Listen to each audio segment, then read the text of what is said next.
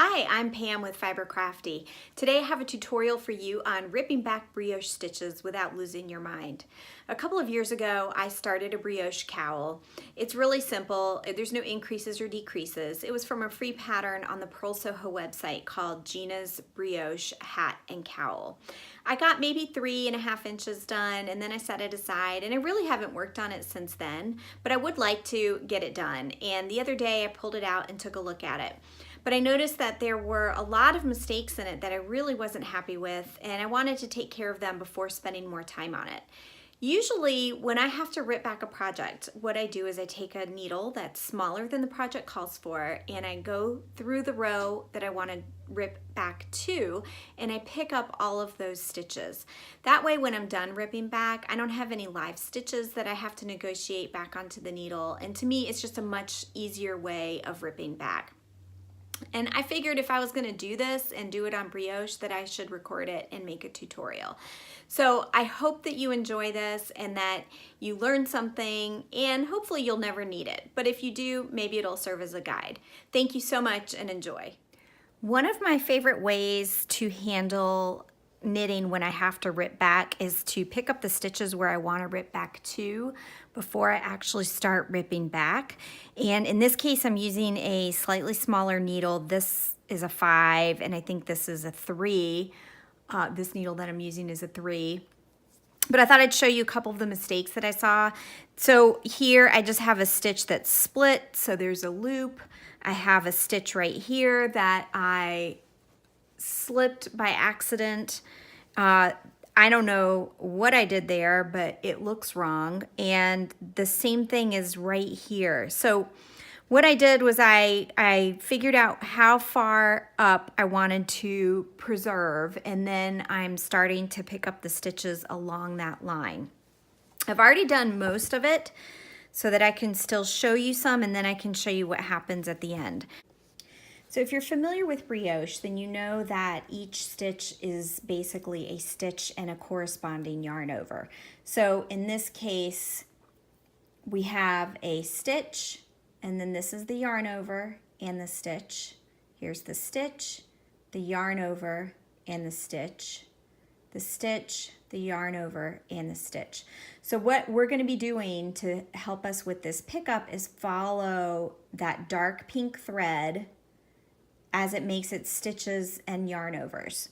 So where I need to pick up is actually further down. So here we are. I've actually done some of it already, but just so you can see what I'm talking about, here we have the stitch, and you can't see it very well because of the shadows, but then it comes out the bottom, and we're going to be picking this yarn over up with the corresponding stitch. And then we're going to keep following it to where it makes another stitch right there, follow it out the bottom, and pick up the next stitch and yarn over.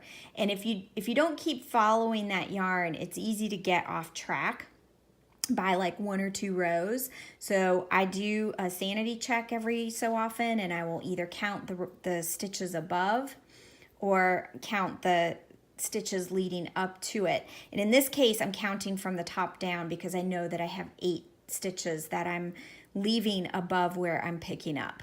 8, and I count in the same column, like I'm counting in this light pink column instead of counting in the middle of the brioche stitch column. So let me show you what I'm doing. So I have just picked up a stitch and its yarn over. And you can see that, here's the yarn over, and here's the stitch. So I'm going to follow that yarn over the top of that stitch and up into the stitch that it makes, which is right here. And I'm just going to go up under it and pick up the right leg. And I'm going to follow that same yarn out the bottom right here, and it goes with this stitch because it's captured at the top of this one, and I'm going to pick those two up together. And then I'm going to follow the yarn over again, which is, it's hard to see under my needle, but it's right there. And the stitch that it made is right here. So I'm going to pick that up. And then I'm going to follow the yarn out the bottom of that stitch, and it corresponds to this one. So I'm going to pick up those two together. And then moving on, same thing, follow this yarn over. It makes this stitch right here and comes out the bottom and corresponds to this one. So I'm going to pick those two up.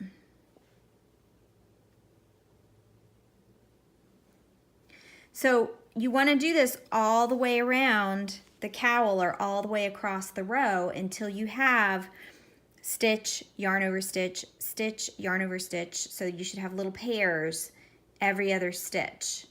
And then when you rip back, you will have all your stitches on the needle lined up the way that they should. So let me do just a couple more, and then I'm going to pause this and go ahead and rip it back, and I can show you the end result. So I am following that dark pink. I'm going to get up under the stitch that it makes, following it out of the bottom, picking it up, the yarn over with a corresponding stitch, and then I'm going to keep following it. Let me make sure I picked up the right thing there.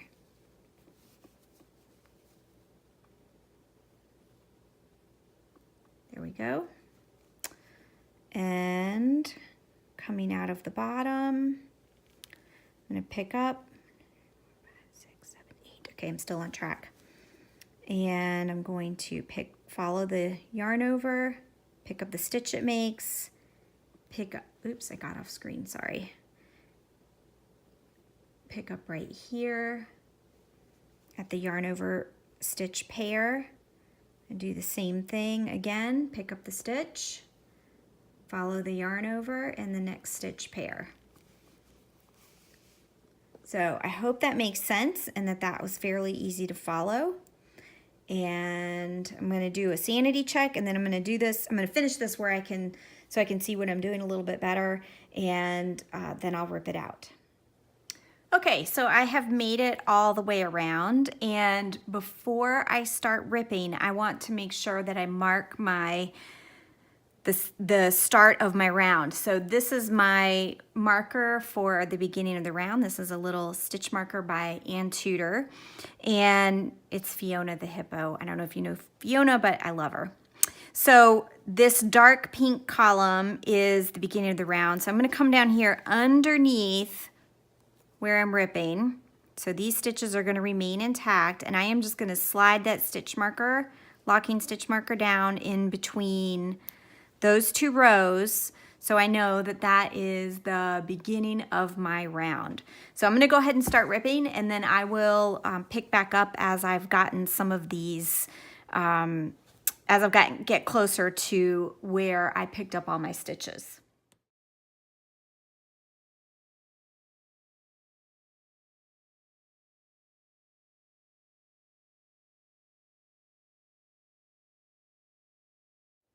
I'm down to the final round, but I just wanted to show you there are 3 loops here, actually maybe 4, but this is why I'd rather go through and pick up all those stitches in advance, because it would be a heck of a time to try and figure out what stitch was supposed to go where, and you could do it. It is 3 loops, so I can see I would have to pick up this one, and then these 2 would go together. But then this one, well, it's hard to tell. So I'm not going to even try because I don't have to. But just so you can see that, especially with brioche where you have, multiple loops, it's definitely a little bit more tricky. Okay, so I finished, but I want to show you a mistake that I made. And you can see I've got this last loop is right here on the needle, but I have all these loops that are up everywhere around.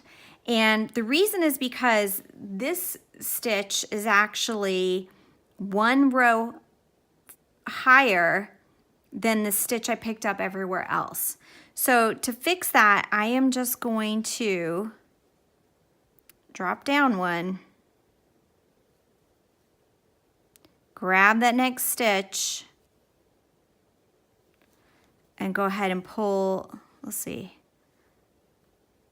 God, I think it goes. So can you see I have two, where's my little pointer? I can't find it, but I have two of these yarn over loops here.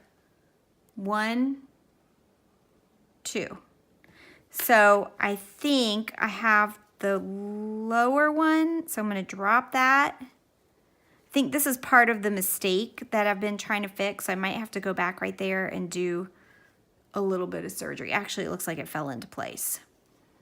So put that back on, this back on, and now I'm going to continue back around ripping the rest of these loops out. Oops, let me go so you can see. And then I should be in a good place to pick up and start knitting again. Now, because I used a smaller needle, this is a size 3 and the project is on a size 5, I will have to come back and put it all back on the correct needle, but that's just a matter of slipping stitches all the way around. I could actually just knit it onto the correct needle. So let me move these and make sure I am good to go. So you can see, let me zoom in a little bit.